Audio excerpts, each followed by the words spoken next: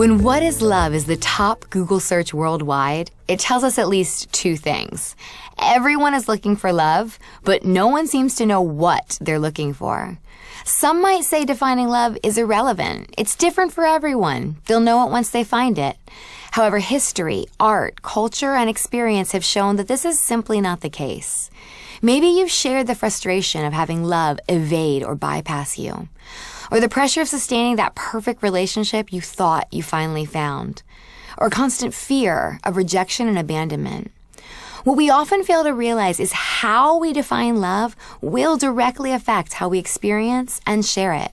Some biologists interpret love as nothing more than a chemical reaction in our brains to further our species.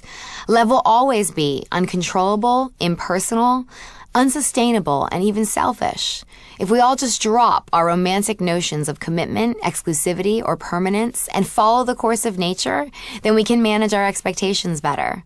The problem is, reality continues to prove that human beings are all but incapable of lining up this theory and practice of love.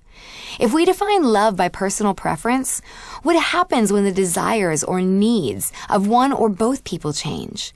Is love just another consumer sport where we hunt down a relationship that promises to benefit us most at the least amount of personal cost? Love like this turns people into nothing more than objects to be tried on, misused, and eventually exchanged, returned, or discarded when they no longer fit the way they used to.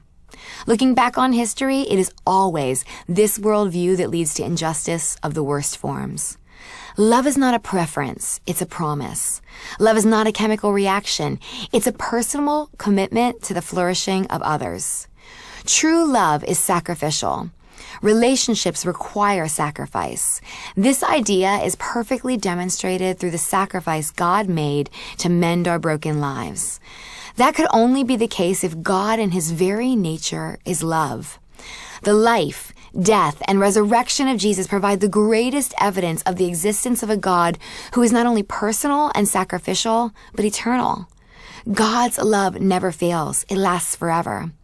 When we accept God's love personally, it changes all of our relationships because we found the source of love. Chances are, if you're hungry for love, it's because you're hungry for God.